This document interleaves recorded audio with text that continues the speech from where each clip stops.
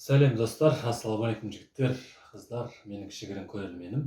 Сіздермен мен Асхат Жапаров бүгін. Білем көп болды видео салмағалы, оның өзінің себептері бар. Менің негізгі жұмысымнан қолым босамай, монтажға көп уақыт кетуде, видеоны салып, оны монтаждау деген көп үлкен процесс болғаннан кейін, ол көп уақыт алған соң менде көпті уақыт алмады, негізгі жұмысымнан шыға алмадым десе де болады, енді сіздерге ақталғаным. Жалпы менің кино қызығушылығым, кино көргенді ұнатамын, оны жай ғана көріп қана қоймай түсініп көруге тырысамын достар. Енді сіздерге де солай кеңес беремін, сіздерге сондай ұсынып та жүрмін ғой, ұсынарым алдағы видеоларда соны айтып отыратын боламын. Фильм жайлы өзімнің ойларым, өзімнің қызығушылықтарым, өзімнің жаңағы түйгенім, менің жаңағы жалпы жанрым киноны талдау, кино жайлы өзімнің ойым. Сіз соңғы кездері хит болып жатқан краткий пересказбен шатастырмаңыздар, ол жерде 10-15 минут ішінде барлық сюжет, жаңағы барлық фильмнің мазмұнын айтып шығып, оны мен сіздерге кеңес бермеймін олай көруде. Оның киноның бір изюминкасын ба, енді киноның барлық майын жоғалтасыздар шыны керек. Ол жерде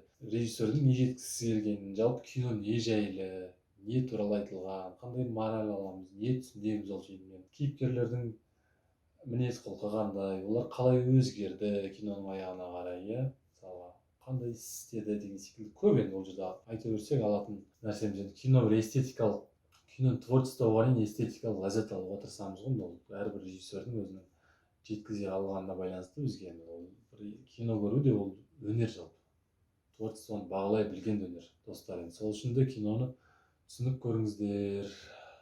Мен енді барынша жеткізуге тырысамын сіздерге. Фильмнің жаңағы жайлы, фильм не жайлы болғанын, жаңағы өзімнің ойым жайлы кино талдап, енді қызығушылық танытып, енді өз көрермен тауып жатса, енді ары қарай да жалғастыра бермек ойым бар достар.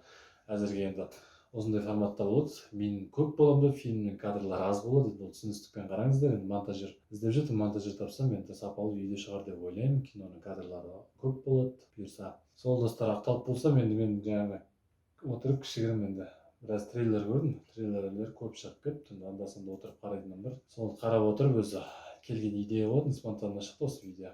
Мысалы көптеген трейлер шығыпты. Ол жерде мысалы қараңыз, Джон Уик шықты, біздің жаңағы баба егамыз Джон Уиктің 4-ші бөлімі шығып жатыр екен. Жалпы Джон Уик өзі көптеген боевиктердің осы өзгерткен фильм десе де болады. Ол көптеген Джон Уикқа дейін, Джон Уиктен кейінгі шыққан боевиктер Джон Уикқа теңесуге тырысты. Джон Уиктің жаңағы ұрыс көріністері төбелесі, экшені болсын, жаңағы енді атыс шабыстары болсын, осының барлығы енді бөлек. Джон Уик басқа бір бөлек бір деңгейге көтеріп жіберді де, сол деңгейге қалған боевиктерді енді ілесуге тырысып жатыр кейінгі шыққан осы. Сол жанрдағы енді ол бөлек видео жасаса болады, видео салсам енді болашақта салып жатырмын. Қызығушылық болса айта кетесіздер. Сол достар, одан кейін не керек енді? Мына жерде Форсаждың трейлерін көріп қалдым. Енді Форсажды қарап шықпын, енді қарамас бұрын жаңағы Форсаж деп тұрған соң ойлап қалдым енді, Құдай сақтасын, Доминиктің бір жеңгесі шығып, жеңгесі пайда болып енді отбасына шабуылдар ма екен десем, жоқ. Жеңгесі емес екен бұл жолы достар. Бұл жолы енді өзінің бір Доминик өзі білмейтін бір жауы шыға келді. Енді ол әр Форсаждың соңғы бөлімдерінің барлығы сондай темпте кетті ғой негізінде.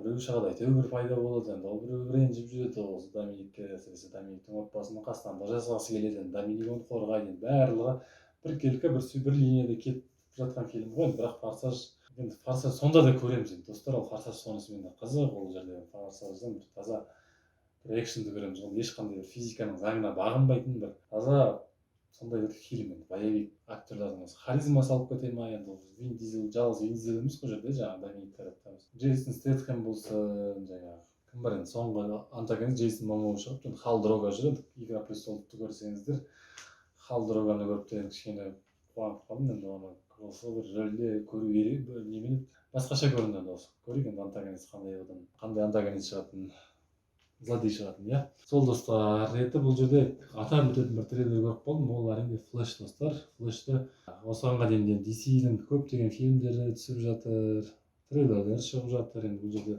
жаңағы супергеройлар туралы Флэш қана емес, Стражи Галактика 3 шықты, жаңағы Прогресс шығып жатыр екен. Бірақ ішінде Флэш енді атап өтер, енді білмеймін. Флэш DC-дікі болған соң ба, DC-ді білесіздер ғой, қандай деңгейде екен. Марвел қайда, DC қайда, Бірақ осы именно осы нақты Флэш кішкене басқаша болып көрінді. Бұрынғы DC-дің Лига справедливости болсын, басқасы да болсын, енді бөлек деңгейге көтеріп тастаған сияқты ма, білмеймін. енді ол маған солай көрінді ме, әйтеуір жаңағы Барри Аллен Флэш, бұл мен түсінгенім бұл флеш жаңағы временной петля дейді ғой, содан өтеді, басқа другой вселенная дейді ғой, сол басқа әлемге өтеді. Яғни ол менің түсінгенім ол анасын құтқару үшін жаңағы прошлый дейді ғой, өткен шаққа барып анасын құтқарады.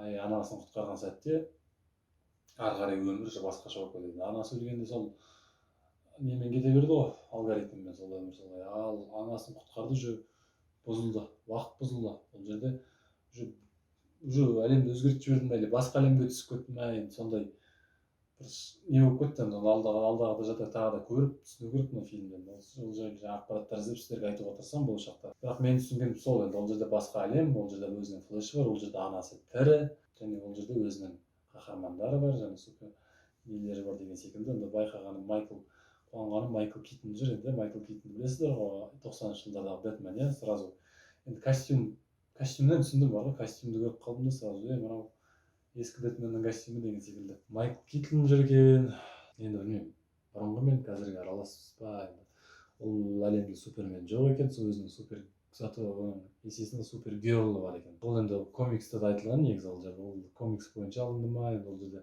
ол әлемде суперменнің жаңағы кемесін, кораблін правительство үкіметтегілер ұстайды да, жаңағы солардың базасына түсем айтты, соны қамайды, жаңағы супергерлді, оған өмір бақи соған эксперимент жасайды, сөйтіп барлығы енді қинап жүреді. Сол фильмде, сол фильмде соны келтіреді ғой шамасы. Сол достар, енді осы фильм, жалпы енді фильмде генерал Зодтың қайдан шыққанын мен түсінген жоқпын. Генерал Зод енді білесіздер, супермен оны өлтірді, генерал Зодты өлтіріп тастады супермен, содан кейін бұл әлемге қайдан тап болды, ол қалай тіріліп келді, ол енді маған түсініксіз.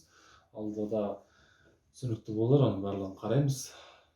Және осы генерал Зод демекші мұнда антагонист, басты жау деп соны көрсеткісі келген екен, бірақ мен ол деп ойламаймын. Өйткені флештің сериалын көрген болсаңыздар, флештің басты жауы ол обратный флеш, яғни тура өзінің жаңағы өзінің екінші версиясы, екінші адам, өзінің зеркальный версия дейді ғой, өзінің екінші адам, өзінің екінші түрі, екінші түрі. Қолда тура сондай скоросты бар, жаңағы жылдамдығы бар, қатты жүгіреді. И ол флешті мен бұл трейлерден көрдім достар. Ол жаңағы екінші басқа вселенныйда, басқа әлемдегі жаңағы Барри Аллен. Ол флеш, сол әлемнің флеші ғой, былай айтқанда.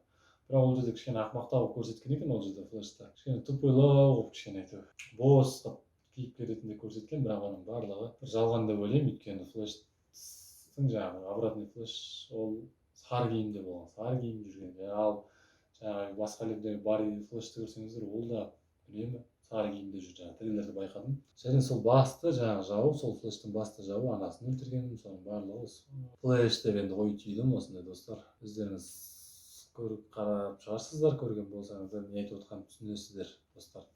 Сол достар, енді ұзап кетті ма, трейлерді айтамын деп. Енді болашақта да осындай разборлар жасап тұрамын, талдаулар. Әрбір фильмге шыққан, енді өткен фильм болсын, енді түсетін фильм болсын, Сіздер де енді ойларыңыздан бөлісіңіздер, енді диалог құрайық достар. Осы менің ғана ойым емес, сіздер де осындай фильм жайлы ой түйген болсаңыздар, енді фильмде бір момент сіздерде ой болады ғой, осындай бір ой болсын, қандай да фильм жайлы, ол жерде бір түсінбеген моменттер болады, мысалға ол неге олай істелді, оның аяғы не болады екен, келесі фильмде қандай осы фильм жайлы жоспарлар бар деген сияқты қызығушылық танытасыз да, оны танытпайсыз емес. Фильм көргеннен кейін енді оның барлығын осы комментарий ашық тұр, оған жазып, бір-біріңізбен сөйлесіп, маған сұрақ қойып, мен сіздерге жауап беріп, кәдімгідей диалог жасап, ары қарай да осылай видеомды сала берейін. Әзірге кішігірім көрерменім бар, сіздерге алғыс айтамын. Маған жазылып, тіркеліп, видеомды көріп, лайк басып жатқандарыңызға мың алғыс.